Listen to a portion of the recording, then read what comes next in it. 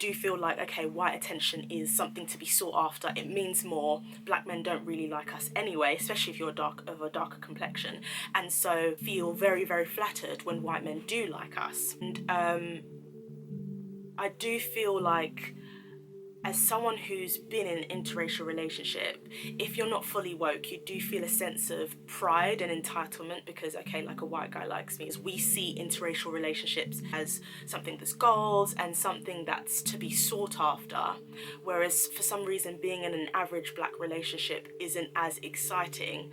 And once again, I think because white supremacy and because we feel that white validation means more, that I think that's one of the reasons why some people grow quicker on YouTube when they have a white boyfriend. Hey, look at me doing Blackberry Babe. Hi guys, welcome to my channel. My name's SincerelyOghosa. If you haven't come across my channel before, I upload beauty, lifestyle and straight talking videos, and today is going to be one of those videos. And if you haven't subscribed, please do subscribe. It would mean a lot. The subscribe button is beneath this video, so yeah, please do subscribe. So a couple of months ago, I think in September or late August, me and Brini Lee did a video on social media relationships, and a lot of I think there was one comment underneath that was talking oh gosh, why do I do this to myself? One of the comments beneath it was talking about mixed race babies on YouTube and interracial relationships on YouTube, like couples YouTube channels. Oh, I can feel myself getting angry already. Okay, Osa, get it? Anyway, yeah, so I thought to myself, okay, I really want to do a video on this topic, and since I've been in an interracial relationship myself, I thought, I think I've got the qualifications to do this. I went to a state school, well, I went to private school for about a year and a half, but my formative years in secondary school was spent at a state school, and I spent about 4.5 years or something like that there.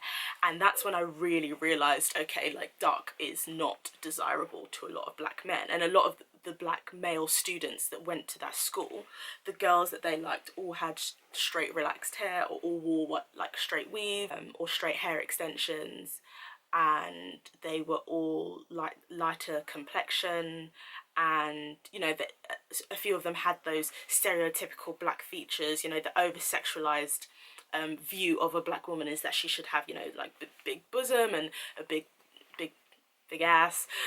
So those are the type of women that these black boys from secondary school went for. And I even remember at one point having a conversation with them, and them saying that they only liked light-skinned girls and Latinos. And that's when I started to realize, okay, maybe black men just don't like me because I'm dark-skinned. And eventually I just stopped seeking for their attention, because I kind of thought, okay, well, I'm cancelled to them anyway. So it was almost like a pointless exercise trying to get their validation. And there were also a lot of white guys at my school as well. So very organically, it seemed, I started to just want white attention. And because we live in a world that function is white supremacy, a lot of us black women do feel like white validation means so much, because it is harder to come by, right? We do face misogynoir, which is basically feelings of, we experience racism, but we also experience sexism, and those two come together to affect our daily lives. And so for those reasons and more, do feel like, okay, white attention is something to be sought after. It means more. Black men don't really like us anyway, especially if you're of a darker complexion, and so feel very, very flattered when white men do like us, a lot more so than when black men like us. And I do feel like, as someone who's been in an interracial relationship, if you're not fully woke, you do feel a sense of pride and entitlement because, okay, like a white guy likes me, like you feel a little bit better in some way because you've got that validation from a white male, which is really, really unfortunate. And I think it's something that, you know, with social media awareness and with things like Black Lives Matter and all of those movements, we're coming out of that thought process. But I think that is one of the reasons why when we go on YouTube, I'm sorry this video is so long. Yeah, one of the reasons why when we go on YouTube, especially in, I think, 2009, 2010, 2011, 2012, when like more interracial couples started to have more prominence on YouTube and on social media, I think that's why they were put on a pedestal, because we see interracial relationships well, not all of us, but a lot of us saw interracial relationships as something that's goals and something that's to be sought after, whereas for some reason being in an average black relationship isn't as exciting. And once again, I think because of white supremacy and because we feel that white validation means more.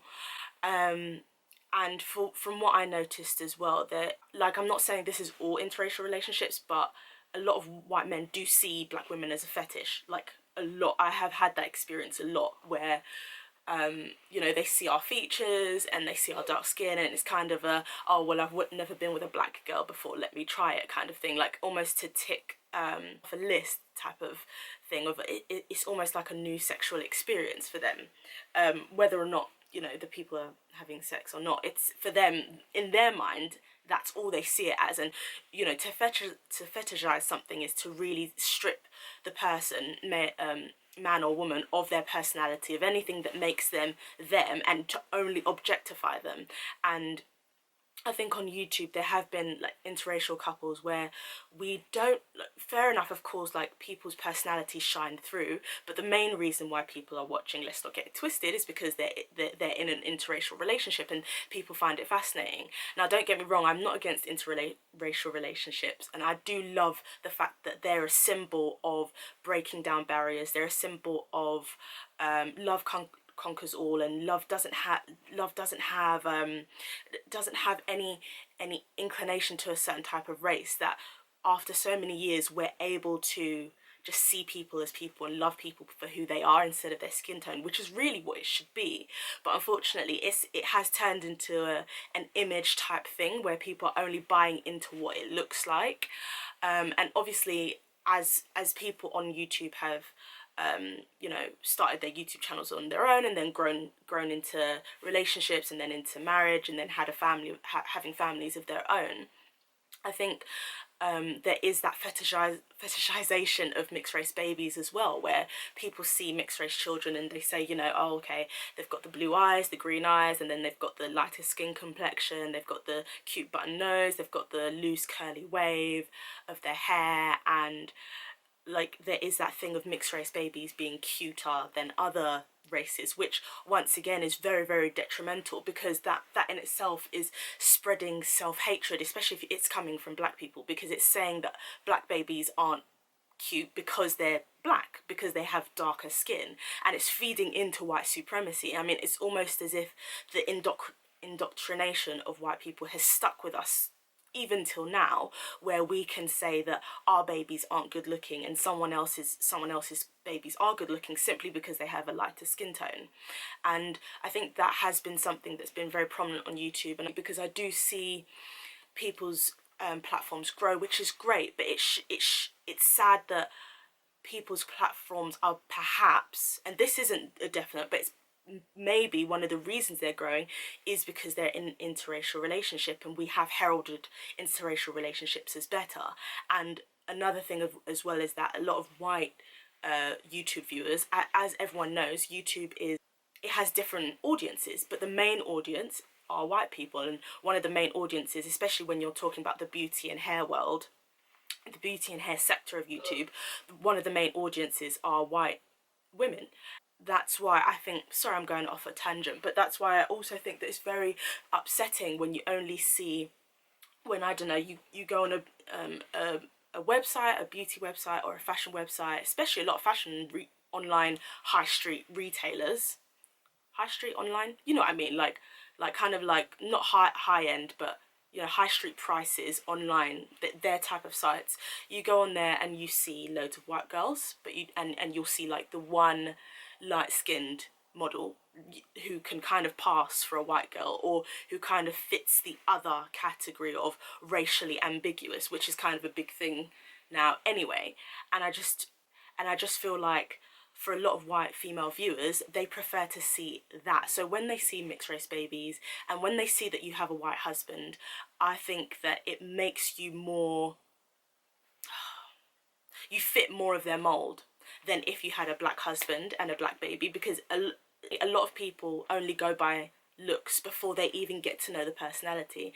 And I know it sounds mean, and I know that some people may not agree, but that's the way it is. If that wasn't, if buying into products and buying into people wasn't about looks, then we would have more black models than we do. We would have more Asian models than we do.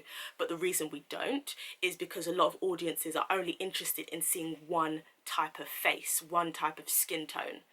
And you know, that I think that's one of the reasons why some people grow quicker on YouTube when they have a white boyfriend, is because they're able to fit all audiences. Black girls will love them because a lot of us black women have been trained to see interracial relationships as better or more interesting, and white women who watch them will be more inclined to watch them because they feel like they can relate in some type of way. I'm not saying that all white women are like this, of course not. Like, I have white subscribers who love me for my content and not anything to do with my skin color, and you know, vice versa. I love some white content creators just simply because their content is amazing.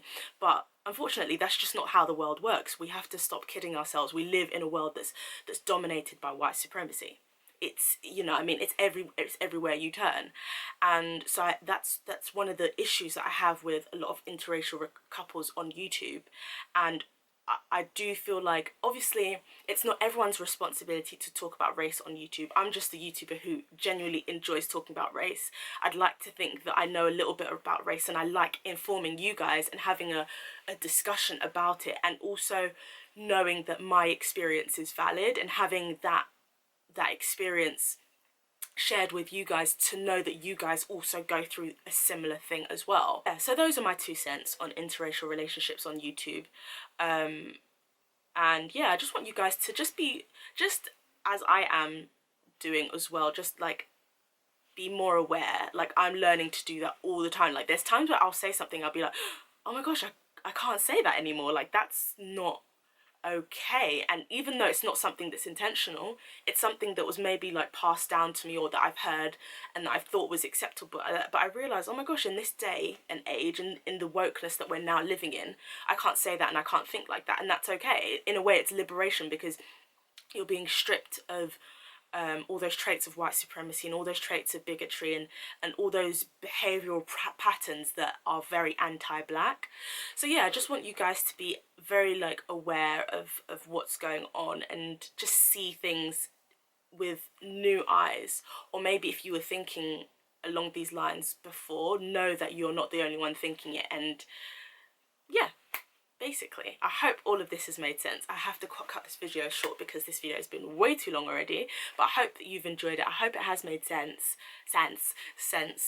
And yeah, just be aware, be open to what's going on. And for white viewers as well who are watching this, like, I don't want to have to apologise for the way I'm talking about this, because this is my experience. But just know that it's not anti-you.